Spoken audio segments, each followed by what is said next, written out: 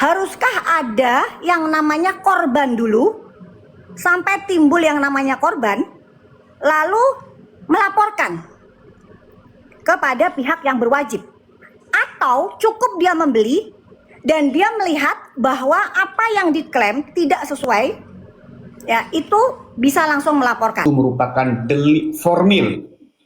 Delik formil itu tidak perlu menunggu akibat. Ya, ketika yang disebutkan dalam undang-undang itu sudah terjadi, ada formalnya terbukti, maka itu sudah bisa langsung dilaporkan. Ya, dalam konteks ini Doktif tidak ada persoalan ketika dia melaporkan. Pertama, sudah ada BPOM public warning pada saat itu yang menyebutkan bahwa produk DRL yang dimaksud telah melanggar undang-undang bla bla bla bla.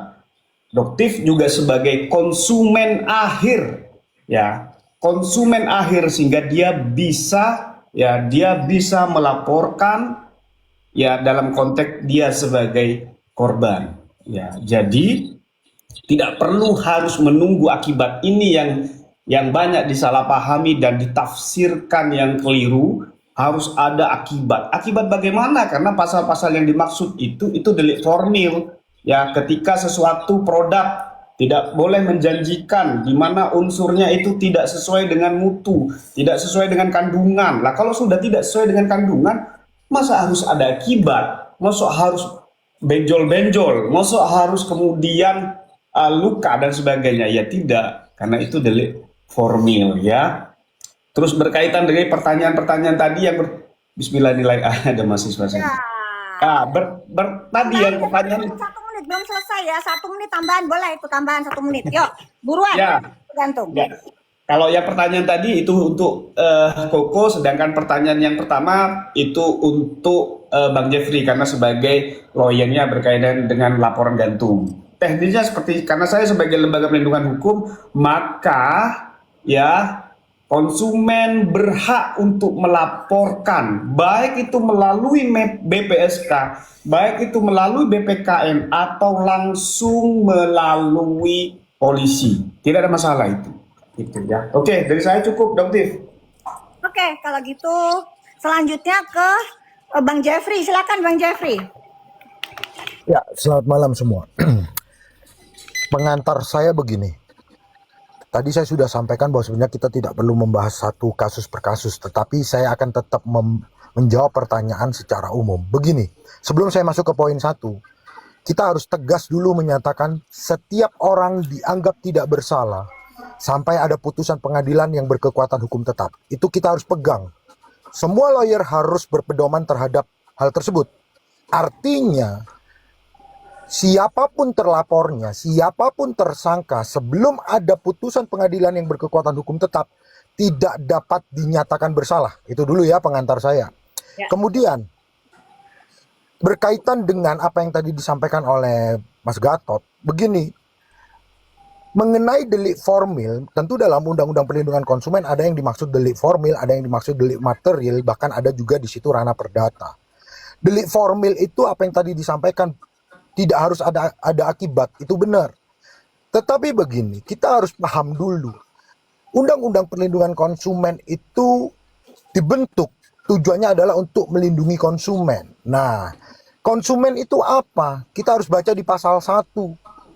Ini pasal utamanya. Konsumen adalah orang yang mengonsumsi atau keluarga atau makhluk hidup yang mengonsumsi secara langsung, atau tadi dikatakan konsumen akhir, tetapi harus digunakan.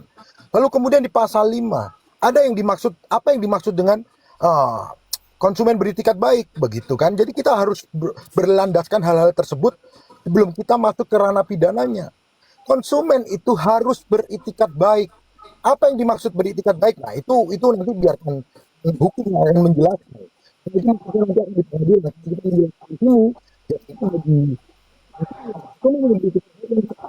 dia harus mengenali produk itu seperti apa. 1. Jadi dia sebelum beli dia harus mempelajari dulu produk-produk itu seperti apa. Tujuannya juga untuk kebaikannya dia untuk dikonsumsi. Tetapi ketika konsumen memiliki tujuan lain dalam membeli sebuah produk, maka dapat dikategorikan sebagai konsumen tidak beritikat baik. Lalu kemudian yang tadi disampaikan oleh Mas Gatot, beli formil memang tidak perlu ada akibat, tapi jangan lupa ada konsumen di situ. Konsumen yang mau melaporkan walaupun dia tidak ada akibat di sana, maka konsumen itu wajib membuktikan bahwa memang dia mengalami kerugian terkait dengan produk yang dibeli. Kenapa? Karena batasannya itu di pasal 19. Seluruh pasal konsumen itu muaranya kembalinya adalah harus dikonsumsi terlebih dahulu. Tidak perlu ada akibat. Katakanlah nih, kita menggunakan obat, nggak ada akibat. Saya ini baik-baik saja walaupun obat itu katakanlah tidak ada efek apapun ke saya, efek samping pun tidak ada. Tetapi dia tetap harus membuktikan bahwa dia adalah sebagai konsumen beritikat baik. Salah satunya adalah dia sudah mengonsumsi barang atau produk tersebut. Berikutnya, di dalam Undang-Undang Perlindungan Konsumen itu kan yang berhak melaporkan adalah konsumen akhir, dan pelaku usaha itu kan macam-macam di Undang-Undang Perlindungan Konsumen. Ada produsen, ada distributor, ada penjual, ya kan? Nah, tanggung jawab pidananya itu masing-masing. Jadi kalau ada orang menjual lalu kemudian dijual kembali, katakanlah nih ada produsen menjual kepada distributor, distributor menjual kepada penjual ecer. Ketika penjual ecer itu menjual kembali, tanggung jawab pidananya adalah di penjual ecer itu. Karena tanggung jawab pidana di dalam Undang-Undang Perlindungan Konsumen itu bertingkat, begitu. Jadi nggak bisa kita belinya dari A, kita melaporkan langsung ke distributor. Itu nggak bisa seperti itu. Kita harus melaporkan penjual dari mana produk kita itu dibeli, begitu. Lalu kemudian sekali lagi terakhir nih, bagi saya begini, konsumen walaupun dia tidak harus ada akibat berkaitan dengan mengkonsumsi barang tersebut, tetapi paling tidak dia harus membuktikan bahwa dia sudah menggunakan produk itu dengan tujuan apa? Membuktikan bahwa dia adalah konsumen yang beritikat baik. Itu dulu. Nah, kenapa? Hukum itu harus beritikat baik. Oke. Etis nggak menawarkan? Udah buruan. 3 tuh. Kalau saya tidak pernah menawarkan diri saya untuk menjadi lawyer seseorang. Kalau saya nih, anti bagi saya untuk menjajakkan diri saya supaya orang menggunakan jasa saya, begitu. Itu aja, cukup. Oke, thank you, makasih. Silakan untuk lawyer Willy. 3 menit ya. Ya, tidak berulang. Kalian mau menghina Doktif, menyerang Doktif, silahkan. Itu dosa-dosa kalian. Itu jadi amal jariah lumayan buat Doktif. Oke? Jadi yang jelas di sini kita bicara by data.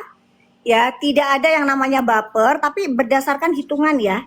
Jadi kalau misalnya nanti waktunya udah habis, ya udah, jangan dilanjutin terus. Oke, 2 menit atau 3 menit? Mungkin Mas Gatot berapa menit, Mas Gatot? Waktunya? 2 menit aja. 2 menit ya, Bang Jeffrey, setuju ya 2 menit ya?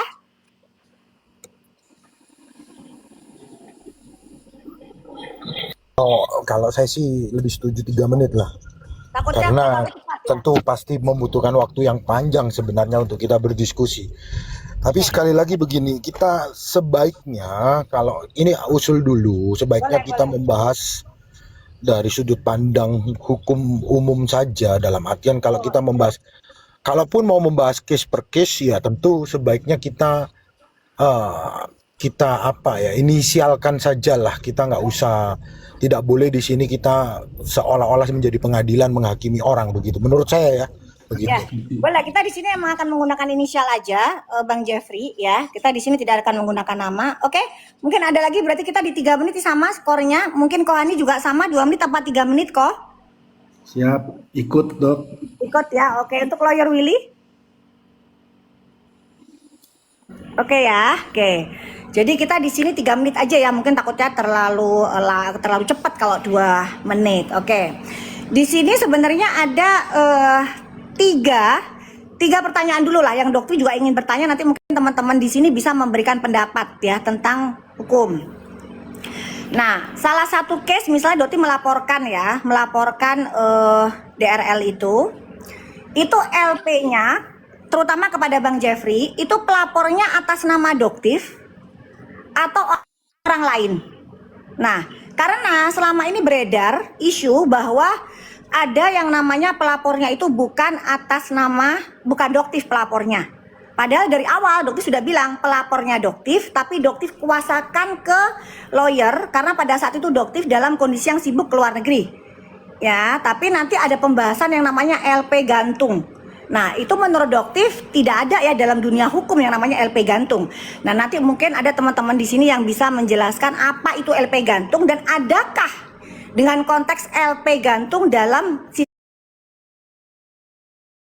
sistem hukum di Indonesia. Itu yang pertama. Yang kedua, dalam undang-undang pelaporan undang-undang perlindungan konsumen, haruskah ada yang namanya korban dulu sampai timbul yang namanya korban, lalu melaporkan kepada pihak yang berwajib? Atau cukup dia membeli dan dia melihat bahwa apa yang diklaim tidak sesuai, ya itu bisa langsung melaporkan. Seperti itu. Itu yang pertanyaan yang kedua. Yang ketiga, ini sebagai lawyer karena juga Dokter di sini juga ada lawyer di sini. Nah, sebenarnya etis nggak sih seorang lawyer untuk menawarkan jasanya kepada klien